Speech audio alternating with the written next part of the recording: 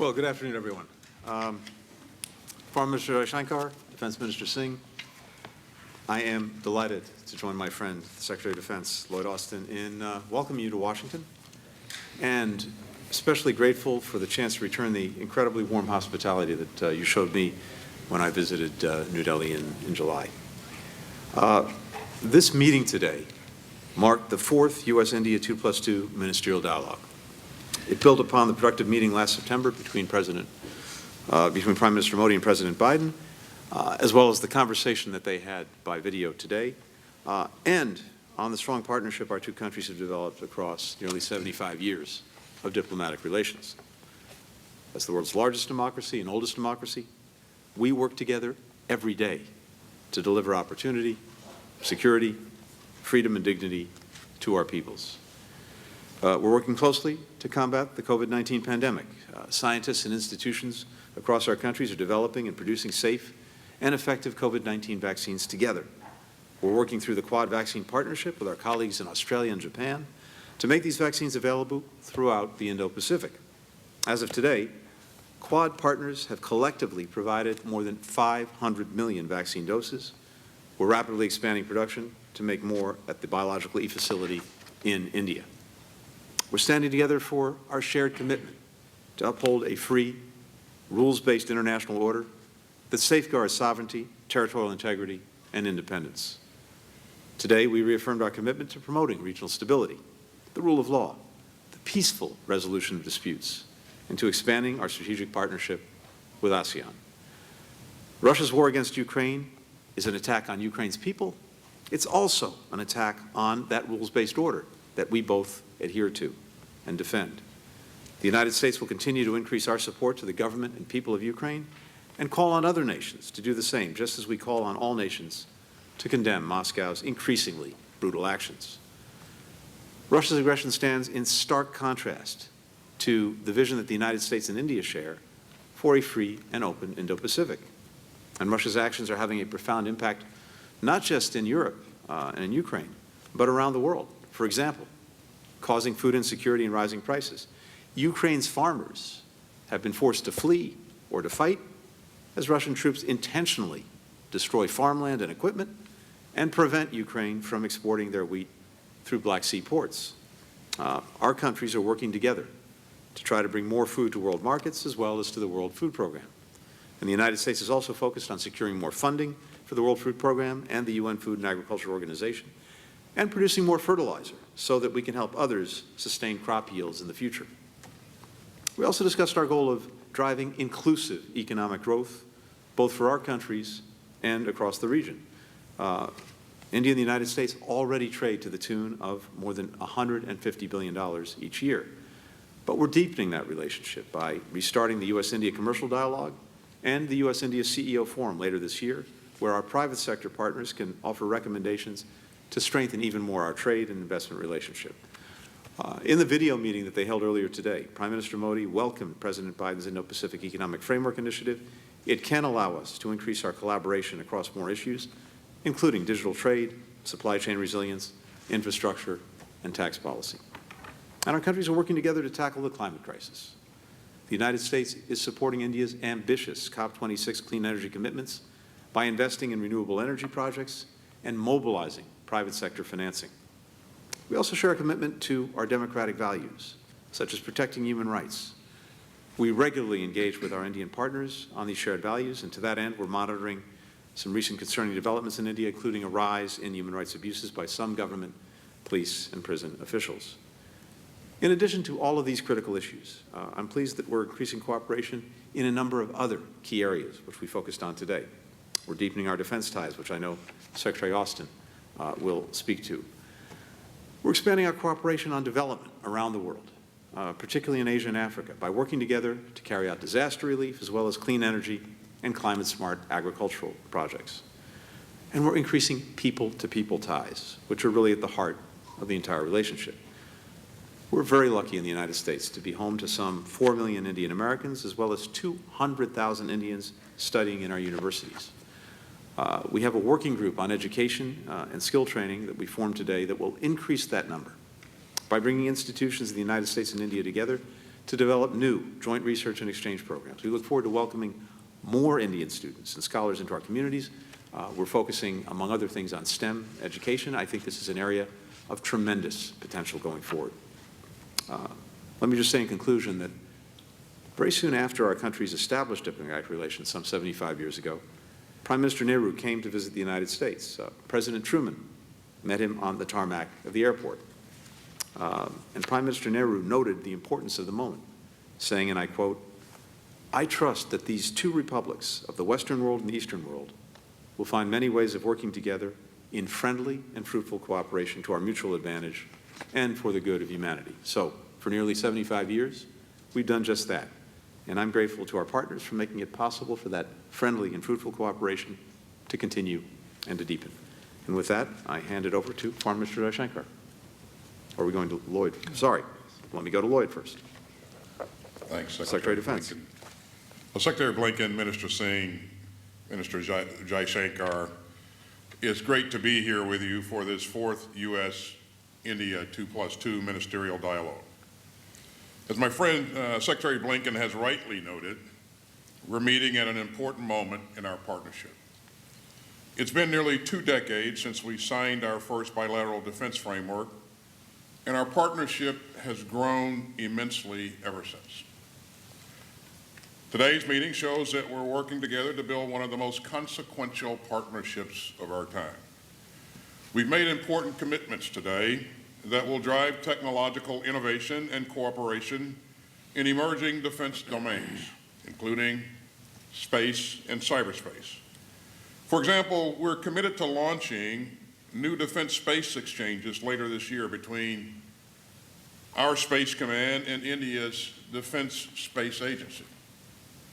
And I'm pleased to announce that just a few moments ago, we signed a bilateral space situational awareness arrangement.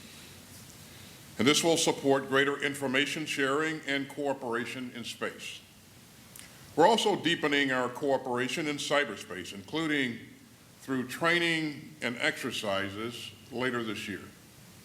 And we're expanding our information sharing partnership across all warfighting domains. And meanwhile, our defense trade and technology cooperation continues to grow. We recently concluded an agreement to work together on air-launched unmanned aerial vehicles through our Defense Technology and Trade Initiative. And today we agreed to launch new supply chain cooperation measures that will let us more swiftly support each other's priority defense requirements. India continues to acquire key U.S. defense platforms, and that is forging important new ties between our defense industrial bases.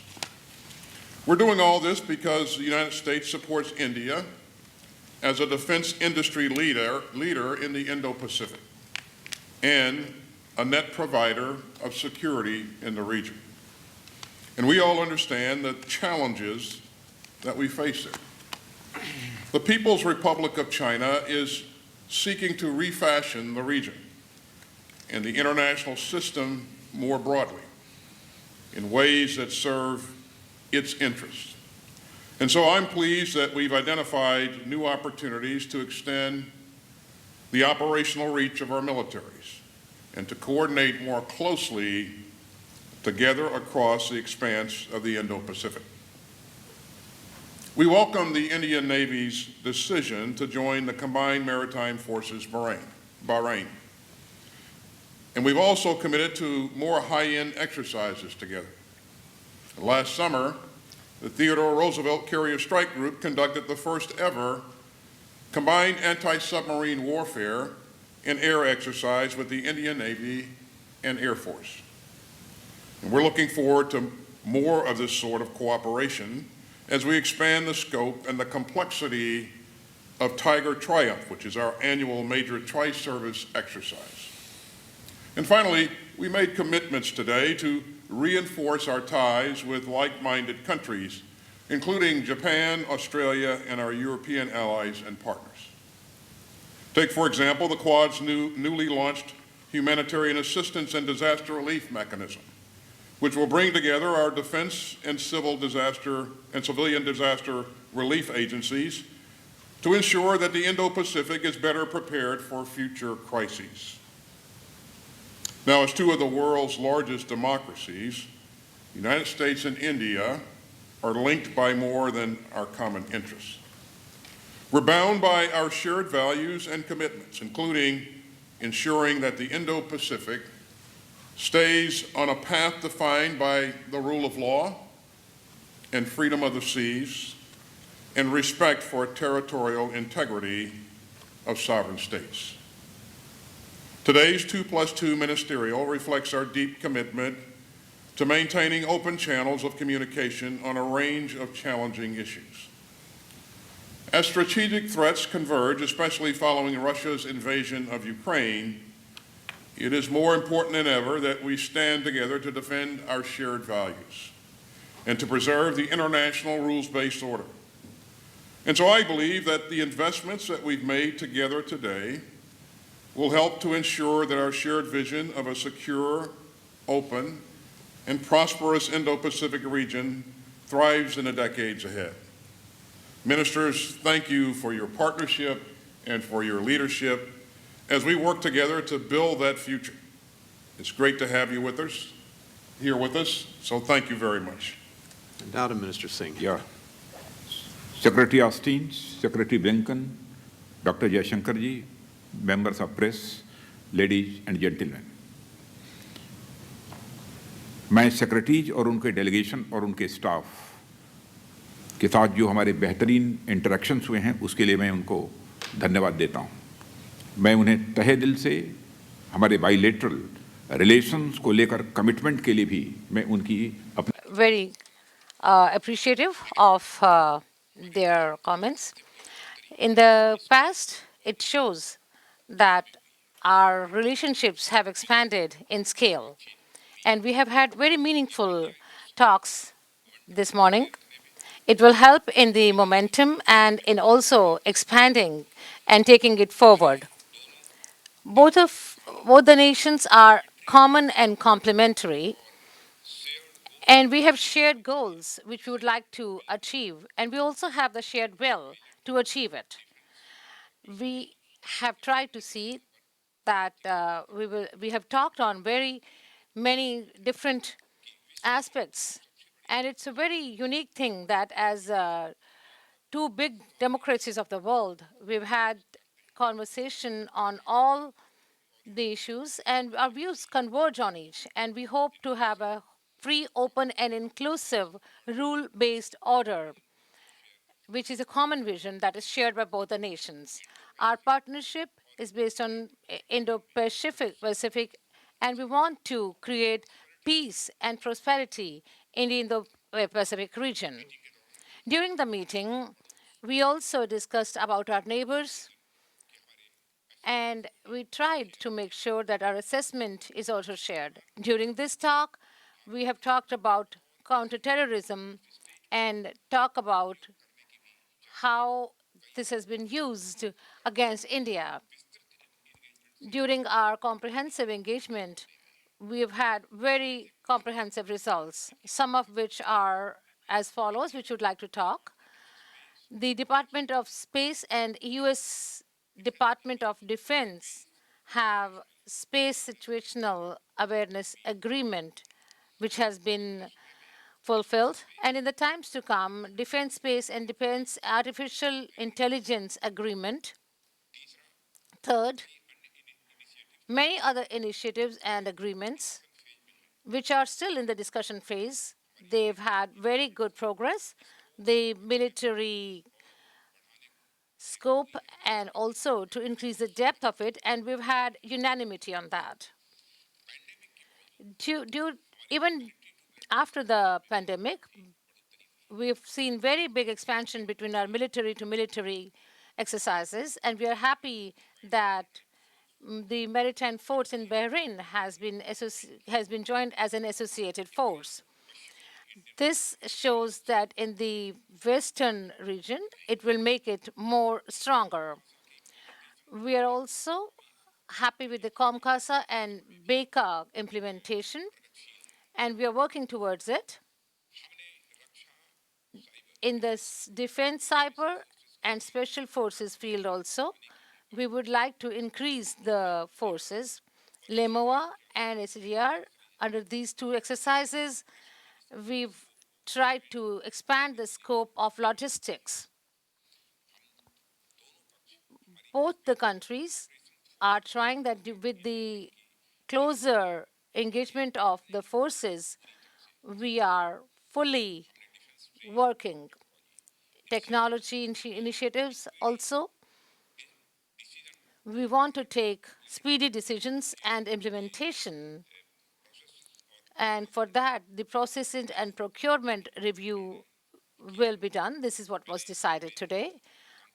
I have talked to American companies for Make in India and Aerospace and World program. I've invited them for these programs. We are talking to US companies for co-development and co-production. We're proposing it to them. We have asked the US companies to work in the UP and Tamil Nadu corridor and invest in that area. During the hard time of pandemic, United States had given us a lot of support. And on this occasion, we express our deep appreciation for that. And during this time, I would like to thank Secretary Blinken and Secretary Austin, and would like to thank them for the leadership. Today's leadership meeting and the 2+2 meeting shows that this was an important event to strengthen the relationship between the two nations. And in the areas of mutual interest also, I would like to say that we would support for better work and better contribution. We want that global access should be given, and peace and security should be maintained.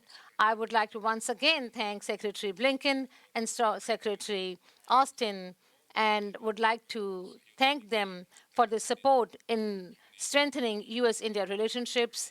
I have talked to both the secretaries I have invited them to India for the next 2+2 ministerial dialogue in India. Thank you.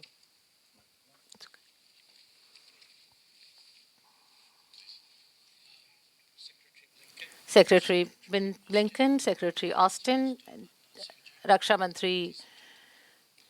It's a great pleasure to meet all of you at the conclusion of a productive and substantive 2+2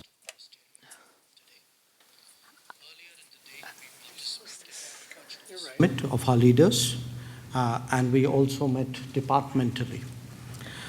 These meetings are taking place at a time when the global order is facing multiple challenges and stresses.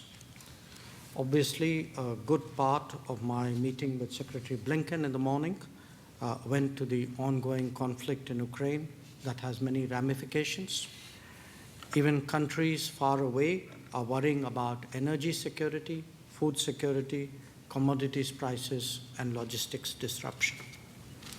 Now, this comes on top of the consequences of the COVID-19 pandemic, with which the world has been struggling for the last 2 years.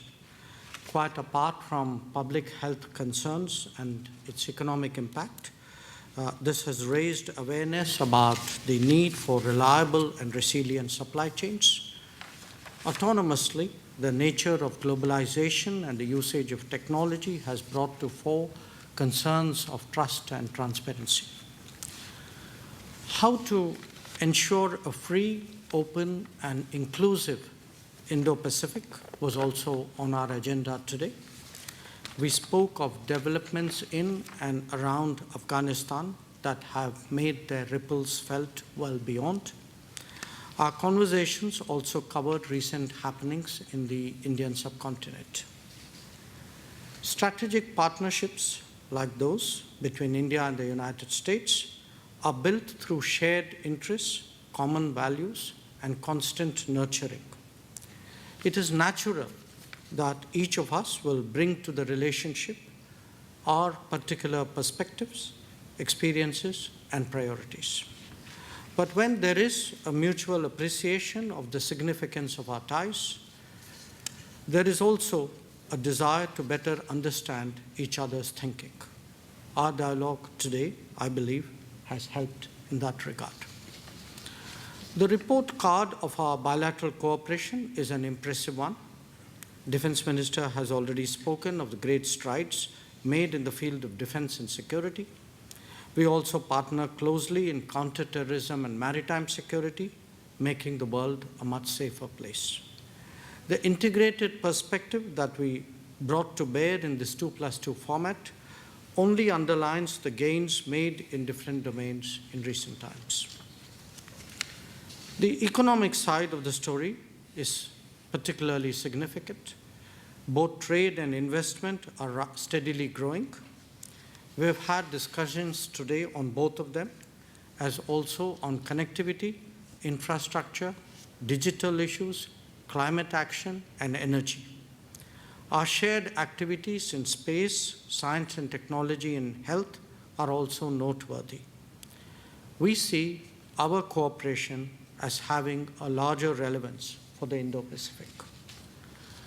The bedrock of our relationship, as you would all agree, is its human element. It could be the students who come to universities, the flow of talent that defines our knowledge partnership, or indeed the technology and business relationships which promote innovation. They're all examples of the human bridge that connects our societies so uniquely. I look forward to highlighting this aspect tomorrow at an event in Howard University, where I would have the pleasure of speaking along with Secretary Blinken.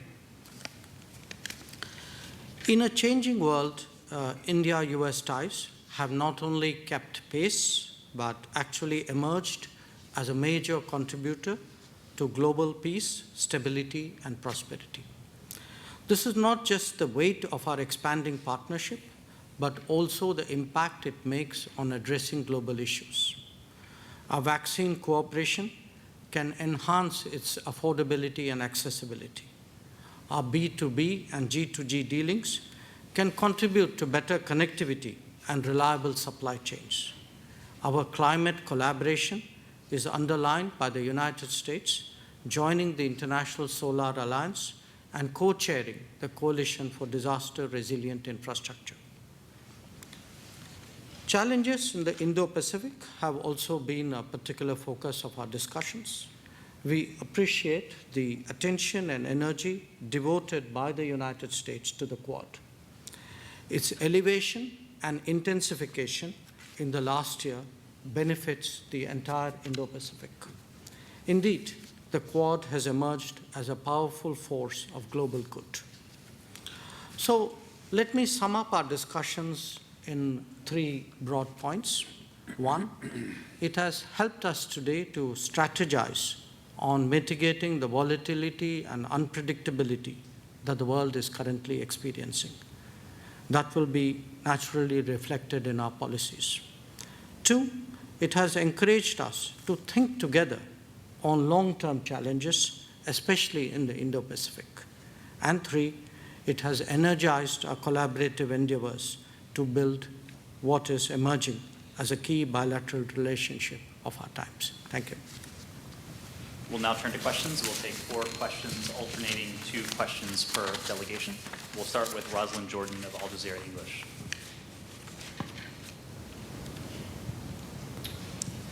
Ministers, secretaries, thank you. Keeping in तो जैसे आप चारों ने बात की है कि अपनी गहरी दोस्ती और गठबंधन के बारे में बात की है, तो सबसे पहला प्रश्न मेरा सेक्रेटरी से क्या ये मुश्किल war that India has yet to condemn Russia's invasion. What more can the U.S. do to persuade India to make what some would argue is a symbolic step, but still a critical one? And there are a number of reports suggesting that Moscow and Delhi are trying to work out some sort of currency exchange for future energy purchases. Did you tell Secretary Jaishankar that these could risk violations of not just current sanctions, but also risk violating CATSA? Secretary Austin, this is a larger policy question. Has the U.S. missed an opportunity in the past 17 years, since the beginning of this strategic partnership, to replace Moscow as Delhi's choice for weapons, for military materiel, not just the training and the robust partnership that we see in the military sphere? And finally, for the ministers, Jaishankar and Singh, why not condemn Russia's invasion? Wouldn't this best reflect India's foreign policy goals and international standing? And what is the leverage that the Indian government has to persuade Vladimir Putin that the carnage that we are seeing every day simply must not stop, that it's not helping the Ukrainian people, and that it's not helping the Russian people? Thank you so much. Thank you. I'm happy to start. I applaud the multi-part, multi-person question. A few things.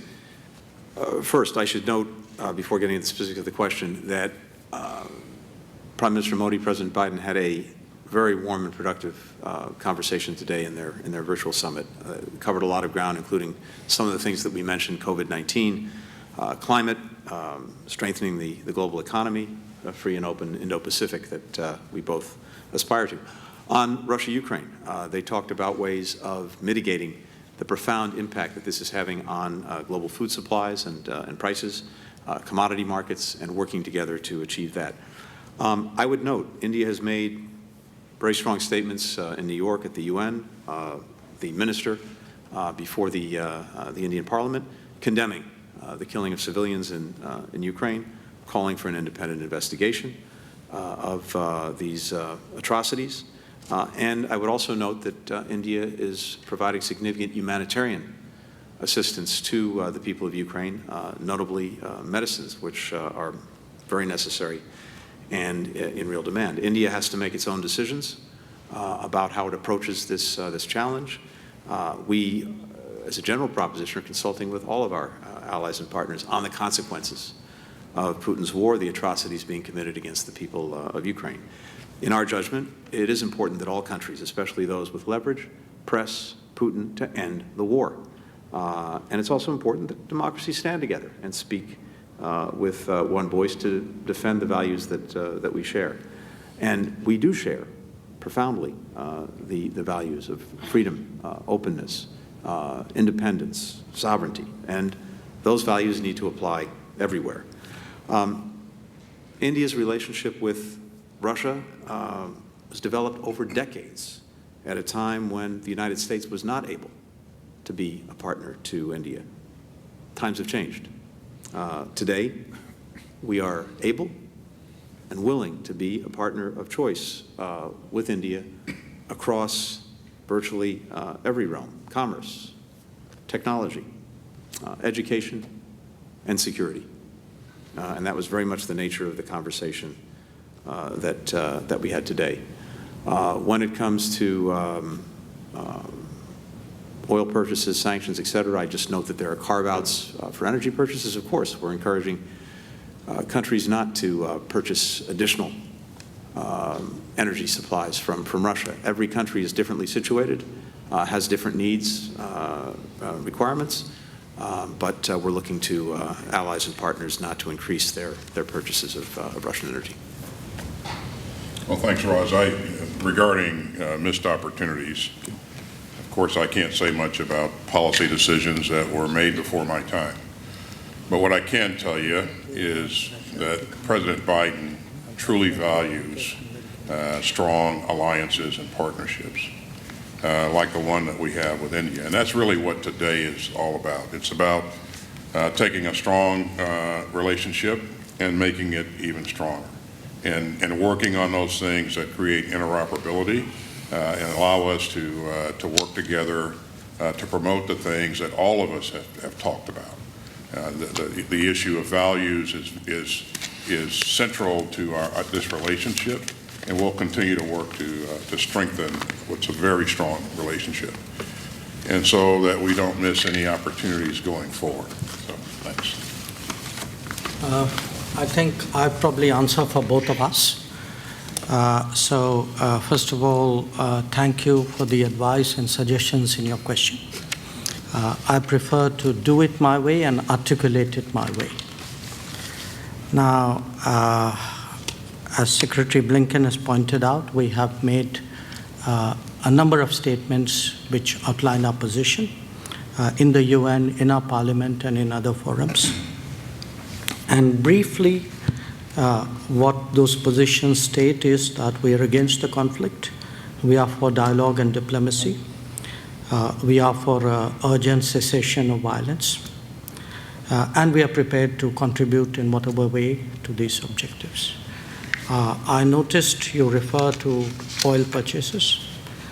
If you are looking at energy purchases from Russia, I would suggest that your attention should be focused on Europe, which probably we do buy some energy which is necessary for our energy security.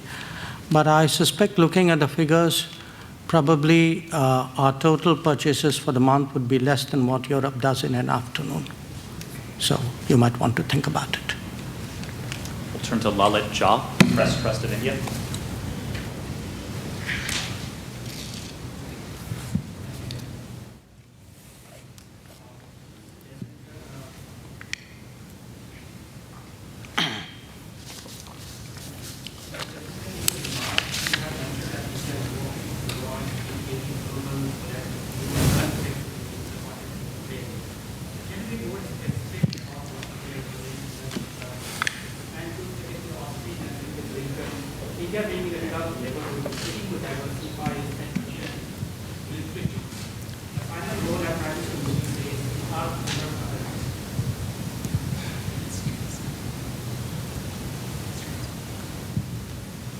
Do I need to repeat?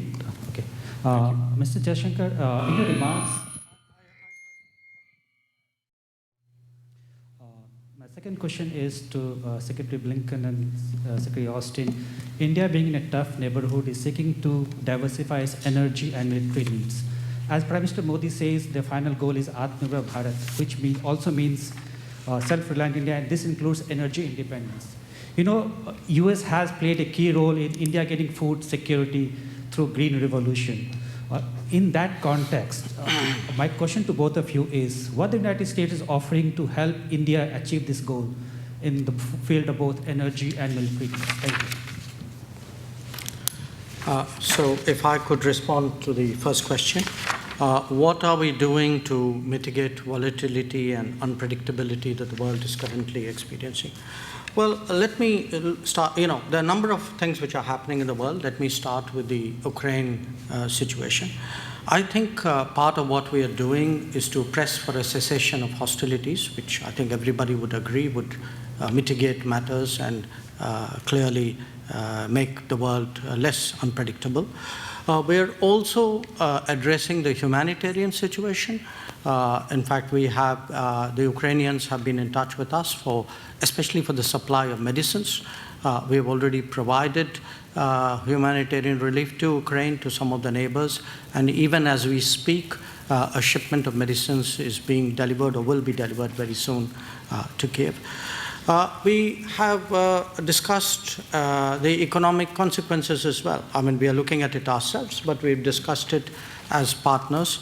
I think a big concern we have, and not just we, I think the world has, is of energy security, of rising prices, of increasing premiums, of limited supplies. So today you have to understand it is a legitimate concern of countries to ensure their energy security. But an equally big worry, which is emerging, is of food security. There are concerns across geographies of societies who are importing wheat or sugar or other foodstuff out of the conflict region. So we have discussed today, not just us, but I think the subject also came up in the virtual summit between Prime Minister Modi and President Biden, about what could India do to stabilize the global economic situation. And we are quite willing, and in fact we've already started responding to the need for greater food supplies, especially wheat most of all, but to some degree sugar as well. We have, even as we, at this moment, a number of countries are discussing with us the possibility of greater food supplies, including the World Food Programme. So that's the Ukraine part of the global situation. But that's not the only problem that we face. I think the COVID has also left us with a lot of uncertainties and a lot of challenges to be addressed. Again, I think part of it is how do you construct more reliable and resilient supply chains? How do you increase trust and transparency? How do we work together on critical and emerging technologies like 5G? And again, we discussed an Indian initiative called Performance-Linked Initiative, which would incentivize manufacturing in India. And I think it's very much in American interest to support it. We also spoke about how we could work together to help with the global health situation. How do we get a shot in every arm? How do we increase the distribution of vaccines? And the other issue, again, which has added to global uncertainty is Afghanistan. And how do you stabilize the region? How do you, again, provide humanitarian assistance? We are, as you know, in the middle of providing 50,000 tons of wheat. How do you deal with the terrorism concerns that the world has in the Security Council, in FATF, etc.? And I would say, in a way, in terms of mitigating and stabilizing, the Quad itself is a great stabilizer. So that too is part of the contribution we are making towards a better world, and making that contribution in large measure through a partnership with the United States. You want to start? Yeah, and so the question was, what are we offering to India in support of its defense security, I think was the question. As you heard in our earlier statements, we're working closely with India on a range of priorities to support India's security and its role as a net security provider. It's a leader in the region, and it actually exports security to the region, and we're grateful for that. Some of the things that we talked about, as we stated in our opening statements, information sharing, deeper cooperation in space and cyberspace, liaison exchanges, continuing to work together more frequently and in exercises, but also exercises of increasing complexity. So we're working with India on a number of things, and we think these things will add tremendous value to the region in terms of security.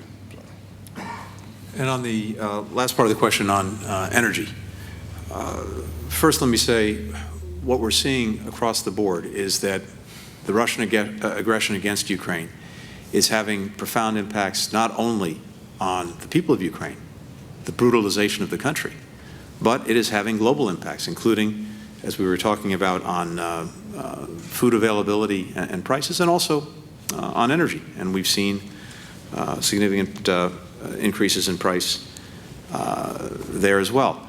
One of the important steps that President Biden took was to proceed with a coordinated release from strategic petroleum reserves that will continue over the next, for the part of the United States, over the next 6 months to ensure that there is adequate energy on world markets, both to have an impact on availability as well as on price, to deal with the disruptions caused by the Russian aggression. I think if that aggression stops, if the conflict stops, it will have a positive impact, both on energy availability and prices, as well as on food availability and food prices. More broadly, though, India is the third largest consumer of energy in the world. It's a big place, a big market. Electricity demand is projected to double by 2030. We've dramatically increased our own energy trade with India, diversifying its energy sources. Our energy exports to India now total about $11 billion a year. Ultimately, the most effective way to satisfy this growth, the needs of the Indian people, the Indian economy, is, of course, to honor the climate goals, the ambitious climate goals that India has set, including particularly the expansion of renewables. And again, I point you to the very important commitments that Prime Minister Modi made at the COP26. We are committed for our part to partnering in India's clean energy transition, and this needs to be a partnership. We have a responsibility, a historic responsibility, as well as a current responsibility in trying to make sure that we're helping to make available the technology, the financing, the support to help countries make that transition, to adapt, to build resilience in dealing with climate change and making sure that adequate supplies of energy are reaching their people. There's a long-standing strategic clean energy partnership that is co-led by our Department of Energy, the Ministry of Petroleum and Natural Gas in India. That is deepening cooperation on energy efficiency and next-generation fuels. And we have the Quad. We've got a working group on climate that's partnering on green shipping corridors and on green technology. Here at the State Department, our own Energy Bureau has done a lot of work, including collaborative studies with Indian researchers on the most economical decarbonization pathways. And finally, I just note our Development Finance Corporation just announced a $500 million loan to First Solar, which will produce solar panel modules in southern India, furthering climate goals, diversifying solar supply chains. So in all these ways and more, we are working both to deal with the impact of the Russian aggression on energy, but much more broadly with this combination of helping India meet its energy needs while advancing together the vital climate agenda that we share. Rio Nakamura of Nikkei. Thank you very much for taking my question. To Secretary Blinken, India plans to deploy S-400 missile defense system. Did you discuss this topic with your Indian counterparts today? Do you rule out the possibility of sanctioning India for its acquisition of S-400? And to Secretary Austin, India is trying to diversify its procurement of military equipment and weapons by reducing reliance on Russia and purchasing more from other countries, including the United States. I'm wondering what steps the Biden administration will take to help India accelerate the diversification effort. Is it an option for the United States to provide financial assistance to India to make U.S. systems more affordable? To Indian Foreign Minister Jaishankar, Russia has more and more aligned with China diplomatically, economically, and militarily. How much are you concerned about their alignment in terms of India's national security?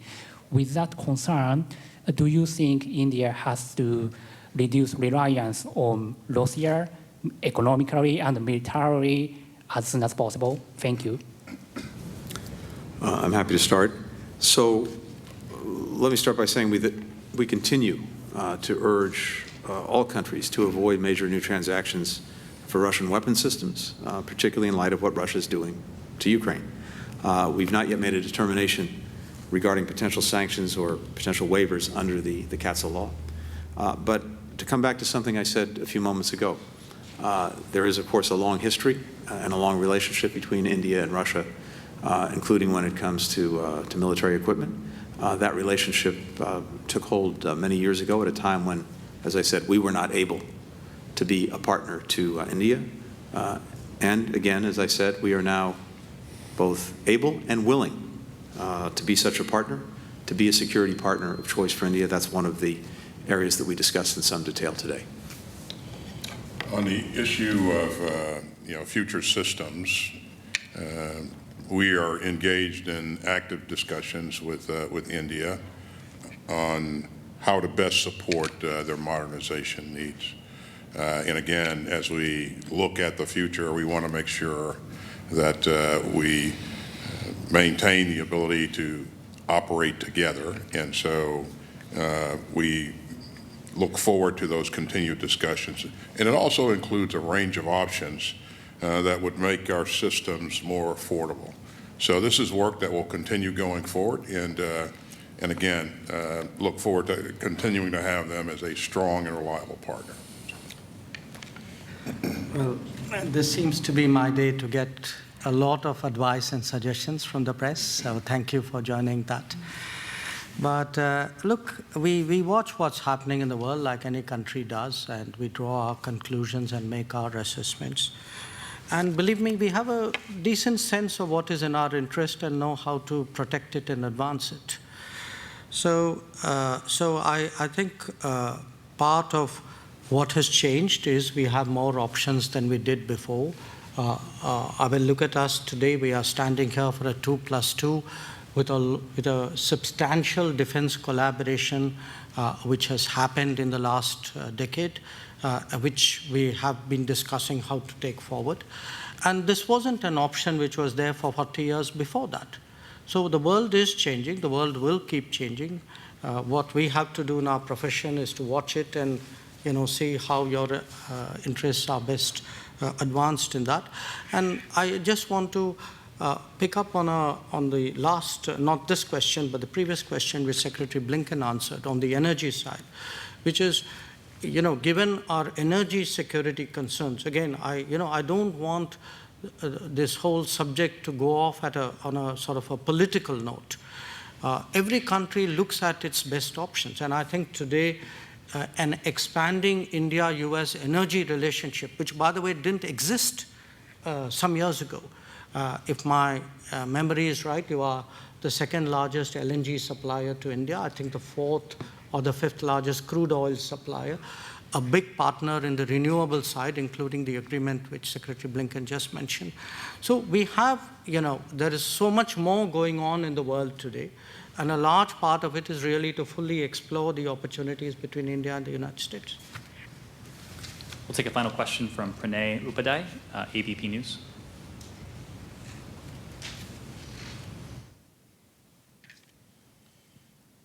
Hello, Ministers. My first question is directed to the defense ministers. रक्षा मंत्री जी, सबसे पहले तो आपसे जानना चाहेंगे कि भारत और America के बीच में major defence partnership. My first, after signing the agreement, what is the roadmap and what is the conversation you've had? And from today's age, how can the security can be established for India? And military supply to countries like Pakistan has been used against Indian interest.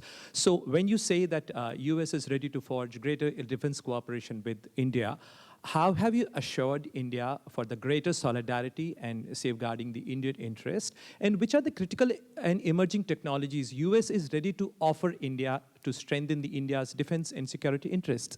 And to Secretary Austin, India's neighborhood right now is going through a deep economic distress, especially in countries like Sri Lanka and other small countries in South Asia.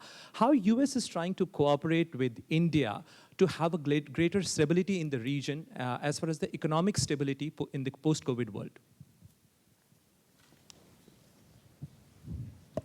पहले मैं reply करना चाहूँगा कि जो आपने ये कहा है कि I'm going to reply to this, and as you said right now, that relationship between US and India, I would like to say that there is a strategic relationship between the two countries, and they are strategic partners. And I have insisted that India would focus on co-development of productions, and all the investors should come to India. They are welcome. And because in India, they can develop the Make in India, because we want to build and make everything in India. We're proud of the fact that today India has at its inventory a number of platforms that have, we believe, and I think my colleagues would affirm, that have performed very, very reliably. And so today what we talked about was how we're going to increase our sharing of information, how we're going to deepen our cooperation in space and cyberspace. And again, I think, space and cyberspace are two warfighting domains. that we want to make sure we continue to develop our own capabilities, but also help our partners to develop capabilities. And I think, those are the types of things that I think will cause us to be dominant in any battle space. So, we really look forward to developing this relationship a lot more, and also continuing to work together with our counterparts here, our colleagues in high-end, complex operations. And that's how really you strengthen that trust and build on capability. And just on the challenges facing the region, this was very much a subject of our conversations today and an ongoing conversation. Let me say a couple of things about that. First, we are trying to deal together with a number of the immediate crises that countries are facing around the world, but including in the Indo-Pacific, including some of India's closest neighbors. When it comes to COVID-19, we've been working through the Quad partnership to effectively deliver hundreds of millions of doses of vaccine. We're now deepening our work to make sure that we're getting shots into arms, that we're supporting healthcare workers, and that we are building strong supply chains, both for the immediate challenge and going forward. Similarly, we talked about this earlier. We're very focused on the impact that the Russian aggression in Ukraine is having on food prices and food availability, and that affects countries in the region as well. India is taking steps and looking at additional steps when it comes to making food stocks more widely available. We're doing the same. We're increasing financing to the World Food Program, the Food and Agricultural Organization. We're looking at what we can do to incentivize the increased production of fertilizers so that even as we get beyond this year's crops, as people are thinking about next year's, yields can be sustained and won't decrease, which would further interrupt supply and raise prices. So in all these areas, we're collaborating together. Similarly on energy, as we just discussed.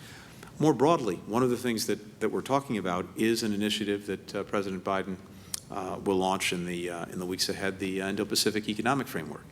And there, working together with countries in the region, we can have a very positive effect and very positive impact on things like building supply chain resilience in ways that actually benefit the economies of countries in the region. On infrastructure investment, which is so needed and so critical, where India and the United States can work together. On making available green technology as part of that effort. Building out global health security and the necessary infrastructure that goes with that. Working together on digital trade, which is increasingly a part of the lives of people in all of our countries and has tremendous potential, including in a number of these neighboring countries.